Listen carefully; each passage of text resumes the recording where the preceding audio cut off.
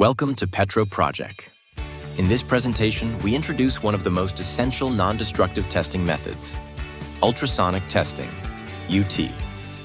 Ultrasonic testing is used to detect internal defects in welds, pipelines, and industrial components without causing any damage to the material. High-frequency ultrasonic sound waves are transmitted through the material. The reflected echo signals help us identify cracks, voids, lack of fusion, and other discontinuities with high precision. This method is widely applied in the oil and gas sector, petrochemical plants, power stations, and critical structural facilities. At Petro Projik, we deliver a detailed and practical training program in ultrasonic testing, guided by highly experienced instructors and technical experts. This course is part of many specialized engineering courses we provide for professionals aiming to enhance their inspection and quality assurance skills.